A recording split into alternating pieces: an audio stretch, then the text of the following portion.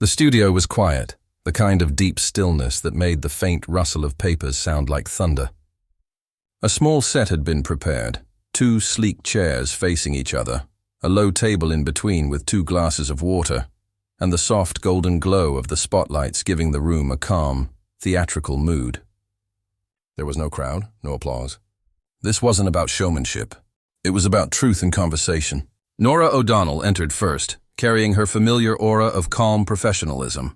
She was graceful, steady, and composed, a journalist known for blending warmth with precision. Moments later, Meghan stepped in, walking confidently to her seat with the kind of poise that bordered on regal. Her face was neutral, her expression practiced, as though every camera angle had been planned in advance. "Meghan, thank you for joining us," Norah began pleasantly, her tone gentle but firm. "I know your schedule is full, and I appreciate you taking the time tonight." Meghan gave a polite smile that didn't quite reach her eyes. "Well, I think people deserve to hear the truth, don't you?" she said, her voice carrying a faint edge. Norah nodded smoothly, choosing not to react. "Absolutely," she replied. "That's exactly what we're here for, to talk about your journey, your challenges, and your hopes for what's ahead." The first few questions were easy. Meghan spoke about her recent projects, her charity foundation, her vision for empowerment. She leaned back gracefully, hands folded in her lap as if giving a keynote speech instead of answering questions. But Norah had been in journalism long enough to recognize when someone was performing. She shifted slightly in her chair, still smiling, but her eyes sharpened. "Meghan, there's been a lot of discussion about your life since stepping away from the royal family," she said.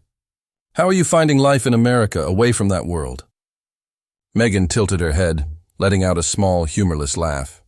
"Life in America?" she repeated. "Let's just say it's refreshing to finally be somewhere I don't have to bow to anyone."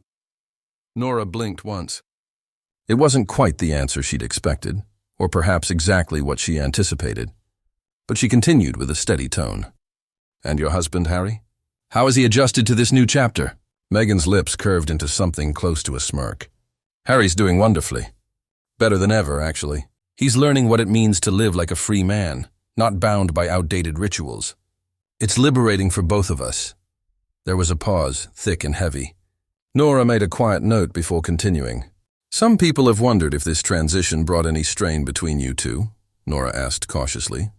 "Public life can be challenging," Meghan interrupted with a quick laugh. "Strain, please. People love to imagine drama where none exists. Harry and I are stronger than ever. The only tension comes from outside, from people who just can't stand to see us happy." Her words were calm, but her tone was cutting, defensive. The audience at home might not notice yet, but Norah could feel the wall forming, one brick at a time. Trying to soften the moment, Norah shifted gears. "You're often compared to the Princess of Wales, Catherine. Do you ever feel pressure from those comparisons?" Meghan's jaw tightened slightly. She hesitated before answering, her gaze flicking up as though deciding how sharp her words should be. "Pressure? No, I feel irritation. Imagine being measured against someone simply because of who you married. Kate this, Kate that. It's exhausting. Honestly, it's ridiculous." The words fell heavily into the room. Norah stayed composed, though a flicker crossed her eyes. The energy had changed. "And your children," Norah said softly. "They've been in the public eye even when you've tried to protect their privacy. How do you manage that as a mother?" Meghan leaned forward, eyes narrowing. "My children are off limits," she said coldly. "The fact that anyone feels entitled to ask about them says a lot about society's obsession with invading personal space. Maybe journalists should spend less time chasing kids and more time covering real issues." Norah stayed calm, but she felt the sting of that reply. The air had cooled noticeably. The first cracks were showing. The conversation that began politely was now charged with tension. The soft hum of the lights above filled the silence between questions, and Meghan's eyes glimmered with irritation that no amount of poise could hide. Norah adjusted her papers unflinching. She had faced senators, CEOs, and world leaders, yet this was different. There was something uniquely difficult about Meghan, a blend of charm and challenge. A performance so polished it dared her to press deeper. "Let's talk about your Netflix partnership," Norah began carefully. "There have been reports about a possible new season and disagreements over payment. Can you clarify what's happening? Meghan gave a polite, airy laugh. Reports? You mean rumors, she said. It's funny how the media obsesses over money instead of focusing on the message. So those reports aren't true? Norah asked. I'm saying, Meghan replied sharply, that whatever my team and I discuss is private. People assume that because I'm a public figure, they're entitled to every detail of my life. That's not journalism, Norah. That's gossip. The words landed like stones. Norah inhaled quietly, maintaining her composure, but she could sense where this was heading. This wasn't going to be a calm, forgettable exchange. It was becoming a duel. I understand, Norah said evenly. But when you and Prince Harry signed one of the biggest entertainment deals in recent memory, it naturally drew public attention. Meghan's eyes flashed. Attention or obsession? There's a difference. Let's be honest. If my name weren't Meghan Markle, nobody would care. But when a woman speaks up, she's labeled demanding or greedy. It's predictable. Norah stayed silent for a moment. The air was electric. You've mentioned valuing your privacy, Norah said slowly. But your projects, like the docuseries and memoir, invite people into very personal parts of your life. Some say that's contradictory. How do you see it? Meghan exhaled sharply, her smile tight. That's lazy criticism. Sharing my truth doesn't mean giving up my privacy.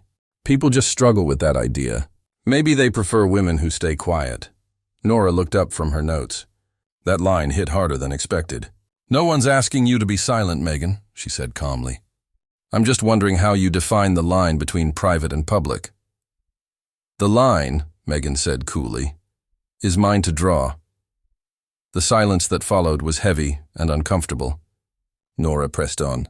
You've spoken before about the monarchy and the difficulties you faced. Looking back, do you regret anything about how you left? Meghan gave a dry laugh. Regret? None at all. I chose peace over performance. Authenticity over obedience. I should be praised for stepping away from a system that thrives on silence. Some might argue, Norah countered gently, that the system also gave you the platform you have today. Meghan stiffened instantly. Oh, so now my success belongs to the monarchy? You think I owe my visibility to them rather than my talent or intelligence? I'm just saying, Norah said softly, that your life changed dramatically because of that connection. Isn't that fair to say? That's your version of fair, Meghan snapped. That connection came with trauma most people can't imagine. Maybe instead of calling it privilege, you should call it what it was, a burden. The tension was unmistakable now. Even the crew shifted uneasily behind the cameras. I understand it wasn't easy, Norah said carefully. But surely you see how some might view your remarks about the royal family as what? Meghan interrupted coldly. As ungrateful? As bitter? That's the story every time. The outspoken woman is ungrateful. The quiet one is perfect. I know the pattern. Norah set down her pen. I'm not labeling you, Meghan. I'm trying to understand. Then maybe you should start by listening, Meghan said sharply. The air turned icy. The polite masks had fallen. What began as an interview was now a contest of control. Norah stayed composed, though her patience was clearly wearing thin. Meghan sat back looking pleased, as though she'd won a round. But neither realized they were only halfway through the storm. The tension settled like mist across the set. Every breath seemed deliberate, every word dangerous. Norah took a slow sip of water, hoping to steady the room. Meghan remained tall, chin slightly lifted, a picture of calm defiance. Let's move to the future, Norah said quietly. You've talked about empowerment and inspiring others. What's next for you? Another season of your series, perhaps? Meghan smiled faintly. I find it funny that people are obsessed with what I'll do next. Maybe the world should focus on what I've already achieved. Norah nodded.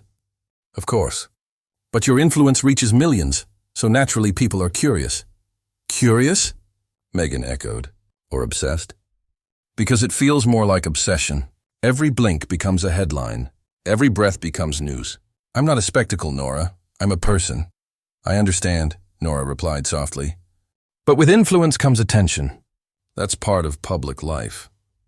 It's easy to say that when you're the one asking the questions, Meghan said, shaking her head. You control the story. You ask, interpret, edit. Meanwhile, I'm left defending my reality.